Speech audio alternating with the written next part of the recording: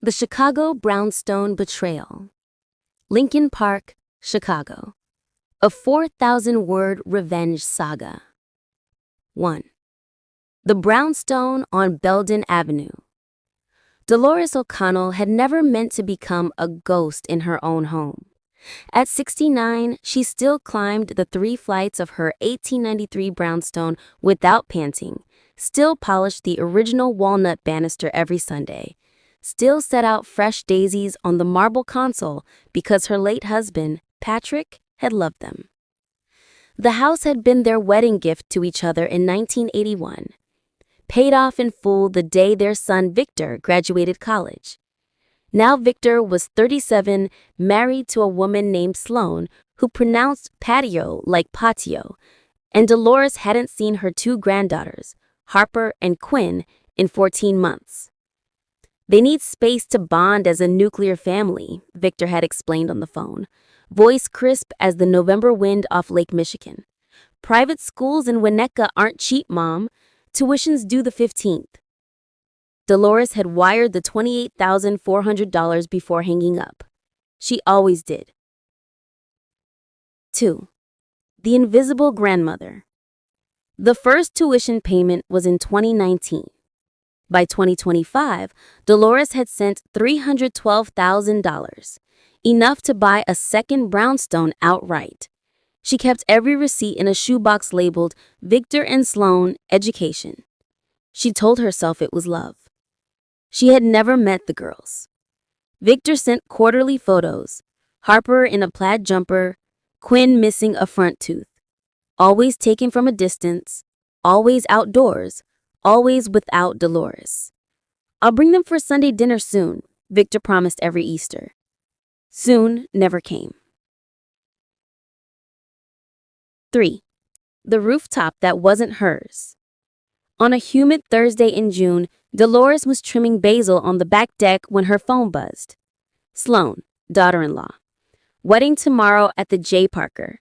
Rooftop. Intimate, immediate family only. Don't worry about gifts. We're registered at Restoration Hardware. Dolores stared at the text until the screen dimmed. She had paid for the venue deposit 6 months earlier, $5,000 non-refundable. She had picked out a pale blue mother-of-the-groom dress from Nordstrom, still hanging in plastic. She had booked the florist, the string quartet, the gluten-free cake. She called Victor, straight to voicemail. She drove to Winnetka anyway. The gates of their colonial were locked. The nanny cam blinked red. She left the dress box on the porch with a note. For my son's wedding, love, Mom. 4. The drone footage. That night, Dolores couldn't sleep. She opened Facebook, something she did only for neighborhood garage sale alerts, and there it was. A drone video posted by Sloane's maid of honor. The J. Parker rooftop glittered under string lights. Victor in a navy tux, Sloane in a Vera Wang veil, Harper and Quinn tossing rose petals, Sloane's parents front and center clinking champagne. Dolores' face was nowhere. She zoomed in until the pixels blurred. In the bottom left corner, a cardboard sign propped against a planter, reserved for Dolores O'Connell, VIP. The sign was upside down. Someone had crossed out VIP and scrawled catering. The next morning, Dolores called Harper's school. Tuition for Harper O'Connell, asked the registrar, paid in full through senior year, generous anonymous donor. Dolores' mouth went dry. And Quinn? Same. Both girls are set through 2034. She hung up and opened her banking app. The automatic transfers, $4,800 monthly, had continued for 2 years after the girls' tuition was mysteriously paid off. $115,200. Gone. 6. The intervention. 3 weeks later, Victor and Sloane arrived unannounced. Dolores was in the kitchen rolling out pie crust when the front door opened with their key. Mom, we need to talk, Victor said. He wore a new Rolex. Sloane carried a manila folder. They sat at the oak table Patrick had built. "You've been erratic," Victor began. "Canceling transfers, ignoring the girls. We're worried about early onset dementia." Sloane slid the folder across. "Petition for guardianship, Cook County Probate Court." Dolores laughed, sharp, sudden, like ice cracking. "You want to declare me incompetent so you can keep the money?" Victor flushed. "We're protecting you from yourself." 7. The locksmith. That afternoon, Dolores called Mr. Kowalski, the Polish locksmith who'd replaced her windows after a 1997 hailstorm. "Change every lock, today, and the garage code." By 6 p.m., the brownstone was hers again. She texted Victor, "New keys when you bring the girls for Sunday dinner. No lawyers." He replied with the middle finger emoji. 8. The evidence room. Dolores spent July building a case. Bank statements, highlighted in neon pink, forged tuition receipts, Sloane's handwriting, the drone footage, downloaded, time-stamped, a timeline, June 14 excluded from wedding, June 15 $4,800 auto transfer still processed. She hired Marisol Vega, a probate attorney who'd once sued her own brother for draining their mother's IRA. "They'll claim undue influence from new friends," Marisol warned. "We need witnesses who knew you before the cutoff." Dolores called her bridge club. Mrs. Papadopoulos, 78, arrived with baklava and a steel trap memory. "I was at your house every Thursday for 12 years, she told Marisol. Dolores balanced her checkbook to the penny. Victor only showed up when he needed bail for that bar fight in 2016.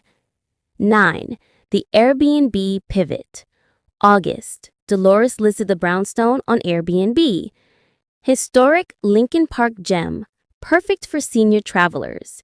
She converted Victor's old bedroom into a lavender suite with a memory foam mattress and a Keurig.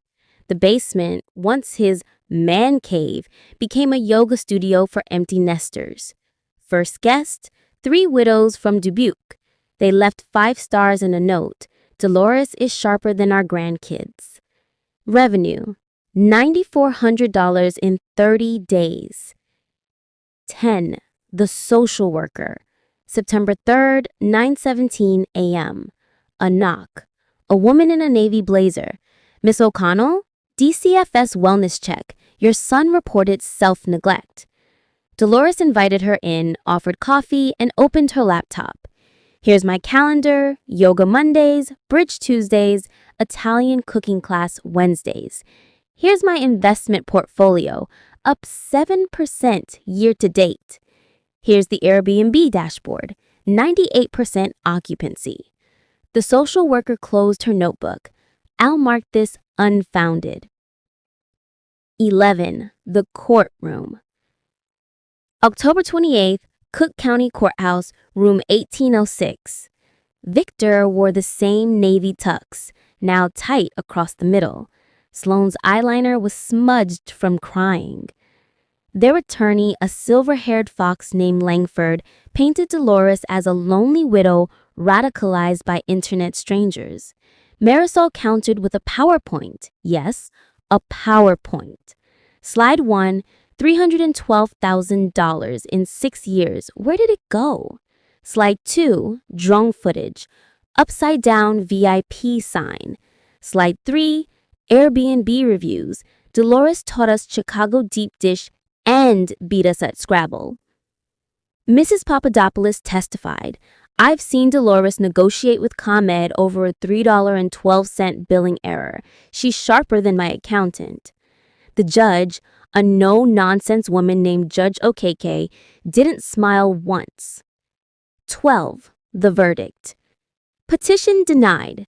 Furthermore, the court orders Mr. O'Connell to repay $115,200 in fraudulent tuition overcharges within 90 days or face wage garnishment. Victor stood. "Mom, please." Dolores didn't look at him. She was already hugging Mrs. Papadopoulos. 13. The new residence. November. Dolores moved into a one-bedroom in the Gold Coast with a view of the lake. She donated the brownstone to a nonprofit for senior housing. The plaque on the front door. The Dolores O'Connell home, where grandmothers are always VIP. Victor and Sloane were evicted from Winnetka after missing 3 mortgage payments. Rumor was they'd moved to a studio in Logan Square. 14.